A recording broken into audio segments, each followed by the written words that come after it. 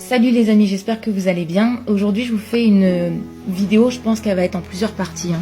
Il y a des chances, sur tout simplement l'évolution, sur votre croissance quand vous démarrez un projet, quand vous démarrez même une remise en forme par exemple personnelle, perte de poids, ou quand vous avez envie de démarrer un business en ligne. Et votre évolution elle va reposer vraiment sur ce que vous n'avez pas envie de faire.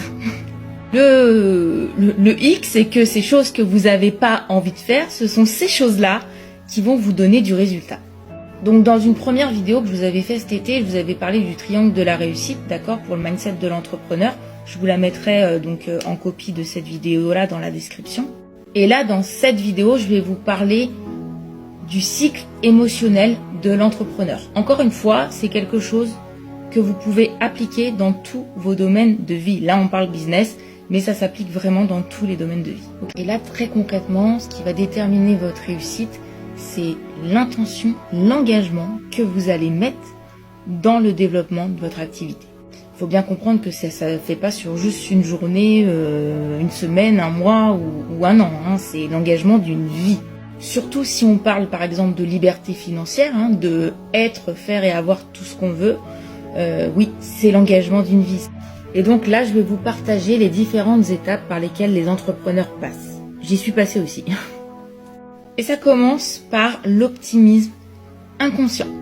T'es super content, t'es excité de démarrer une nouvelle activité, de démarrer ta remise en forme, de démarrer un nouveau projet, ou de démarrer une nouvelle relation aussi, hein. Et t'es super heureux, mais par contre, ce que tu sais pas, c'est ce qui t'attend derrière.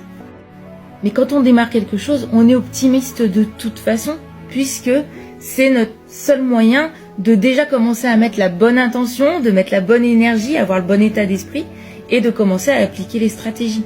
Donc ça, c'est vraiment important de le garder, mais en même temps, il faut bien bien avoir à l'esprit que on va passer par la deuxième phase, qui s'appelle le pessimisme conscient.